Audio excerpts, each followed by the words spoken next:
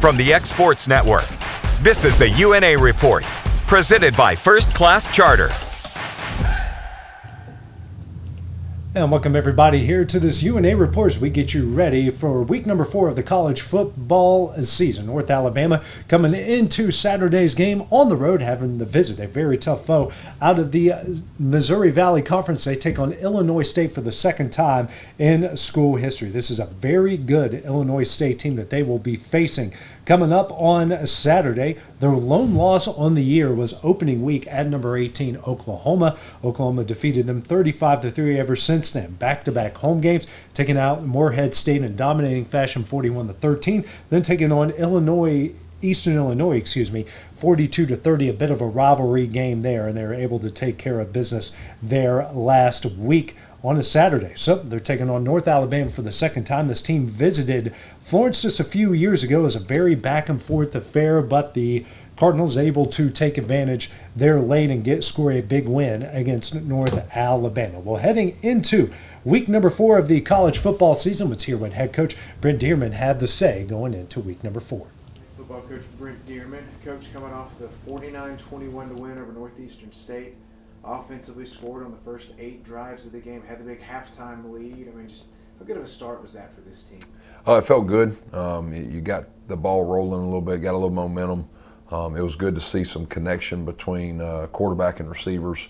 We leaned heavily in the run game, and I think we had 11 different ball carriers or some kind of stat like that. So to see so many guys contributing was a good feeling, but early in the season to be able to come out and fire on all cylinders early in that game felt good. 5th in the nation in rushing yards right now, a 300-yard performance, 301 the final total against Northeastern State. And it's no one back carrying the load. You got 3, 4, 5 guys carrying the rock a lot of times. But is it really a testament to the offensive line and just the great job they've been doing? I think it's the O-line. I think it's our tight end play. We've got a fourth-year senior as a starter in Caleb Heatherly that's doing a fantastic job as well.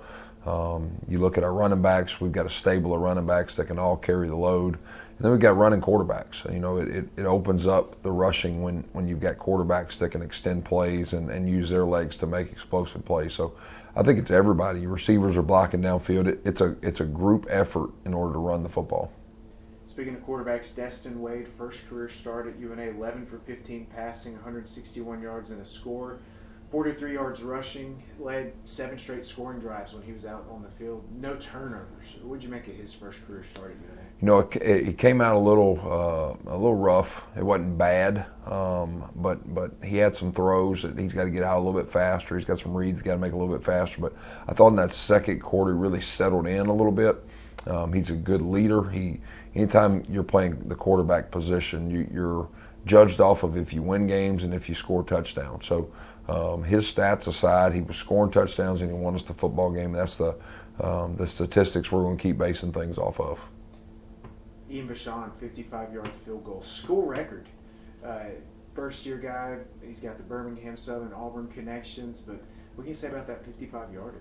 You know, anytime somebody breaks a school record, it's a big deal. They've been playing football around here for a long time, and to have a moment like that, he's continuously rising to the occasion.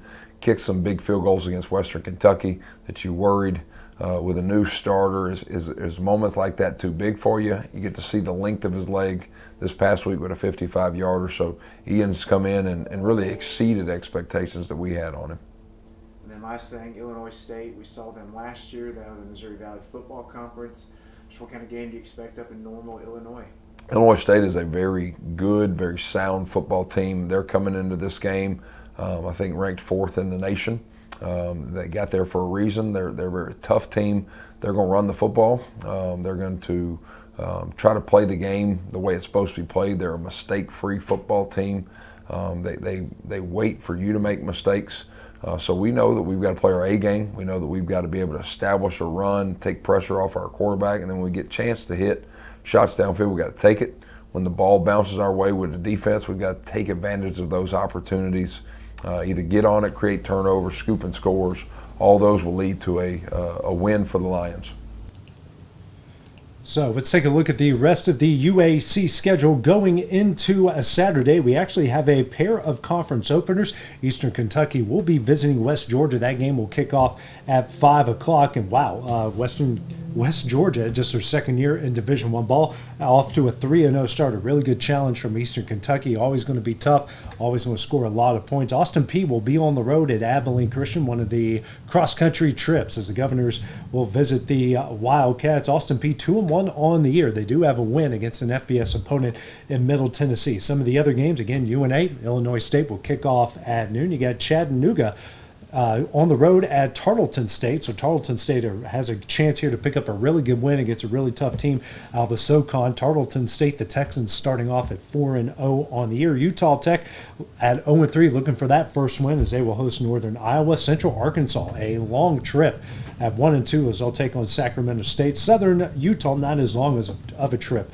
The nightcap at 9 o'clock will take on UC Davis. Well, coming up next here on this UNA Report, in our Week 4 preview, we'll check in with a local product in Jyheam Ingram as he gets ready for a big game coming up here on Saturday afternoon.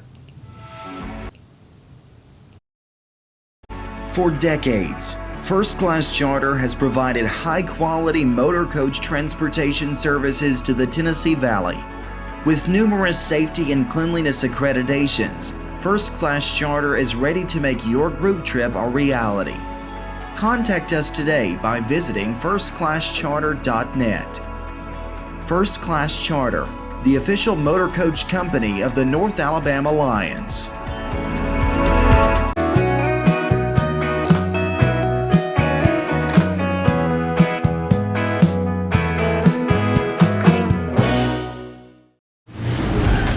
From the X Sports Network, this is the UNA Report, presented by First Class Charter. And welcome back to this UNA Report. Our pregame show as the Lions are getting ready to take on Illinois State at noon today. One of the guys who are responsible on the defensive side for getting a lot of things done for the Lions, especially the other night in that opening and their first win of the season in their home opener in their final season at Bradley, was Jyheam Ingram.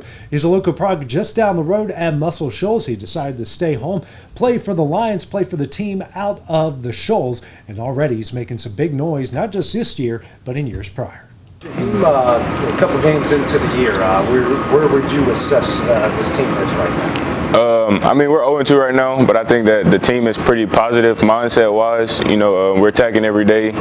And I told the guys yesterday we need to approach every game, every day with that 1-0 mindset, and I think we've been doing that so far. How would you assess how the defense has done through 2 games?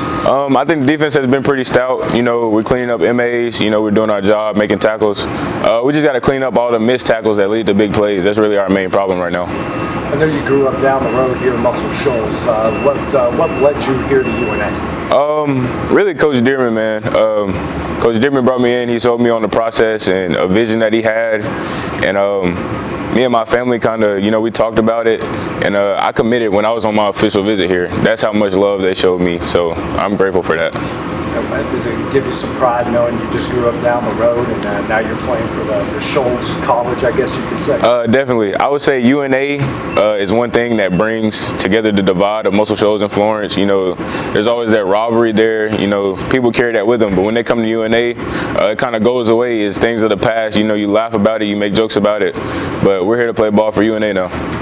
Ever since you've been here, you've been active. Yeah. On the field a lot. Was that something you were expecting when you first got here? No, I wouldn't say necessarily. You know, I came in with the goal that I wanted to be in the rotation. I wanted to play. But I think I even kind of surprised myself, especially my freshman year starting, and kind of just letting the game play itself out. What was the adjustment like for you going from high school and then you're right on the field playing D1 ball starting right after that? Really the main adjustment I would say is the game speed. The game speed is a lot faster. You know, you got a lot of teams that run tempo. We're a tempo team. So getting those first couple of pace drills out the way at the beginning of practice, that was really tough for me. You got a touchdown last year, didn't you? Yes, sir. What was that like for you to get in the end zone? Out-of-body experience. Nothing on the football field compares to scoring a touchdown as a D lineman. I don't think I'll ever have that feeling again unless I score another touchdown, to be honest with you. Do you want to have that feeling? I would love to. I would love to. You know, it's always a good thing when the defense is putting points on the board for the offense. So, you've been in the system now 3 years, right? How have you evolved as a leader, knowing that you probably have the most experience of anyone on that defense, right? From a leadership standpoint, I would say my relationship between the players and coaches and communicating both ways has kind of changed, because I'm a player, so I see what the players are feeling. Like being a leader and a captain, I'm also on a little bit of the coach's side, so I can see, like, I can kind of come through and make the connection between the two groups. Still got a lot of football left to play, still got all your goals in front of you. Where do you want to see this team moving forward? Even though we're 0-2 right now, I still think this is a playoff team. And I know everybody in that locker room right now thinks that we're a playoff team. That's the main thing we're striving to get to. So Ingram already off to a good start in his career so far, having a great year already in his junior season. Well, coming up next here on this UNA Report, getting you ready for the game against Illinois State. Coming up today at noon, we'll check in with everything else going on in UNA athletics this week. For decades, First Class Charter has provided high-quality motor coach transportation services to the Tennessee Valley. With numerous safety and cleanliness accreditations, First Class Charter is ready to make your group trip a reality. Contact us today by visiting firstclasscharter.net. First Class Charter, the official motor coach company of the North Alabama Lions.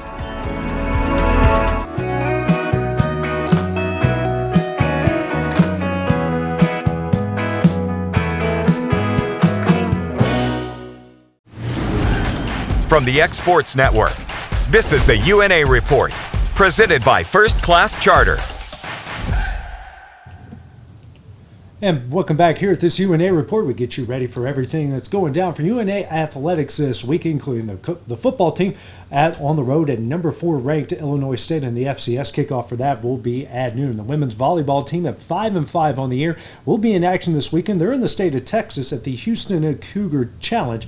Yesterday they took on McNeese State, and today they've got Houston out of the Big 12 today at 1, then Liberty out of the new Conference USA at 4 o'clock, and then right after that next week they'll open up ASUN play. They will be at home next Friday and Sunday. Got Austin Peay on Friday night, then Lipscomb at 1 o'clock. Both of those games will be at CB&S Bank Arena. Let's check in with the UNA soccer team right now, off to a great start through the first 8 games, 4-2-2. Currently, their last game was a win last Sunday against Tennessee Tech on the road, a good win there in Cookeville. Their game this past Thursday against Mississippi Valley State was canceled due to some unforeseen circumstances, but they will open up conference play on Sunday. They will be at home, Cox Creek Sports Complex, as they will be hosting Central Arkansas. They ended the season with the Sugar Bears last year, and then the next week they're on the road Thursday and Sunday in the state of Kentucky, as they'll visit Bellarmine there just outside of Louisville, then head towards Lexington down to Richmond to take on Eastern Kentucky. Both of those games, again, will be in the state of Kentucky. That's what's going down in UNA athletics, not only this week, but next week. Kickoff between the Lions and the Redbirds will be at noon today. And don't forget, you can check out all the highlights going down tonight on the X Sports Network. From the X Sports Network, this is the UNA Report, presented by First Class Charter.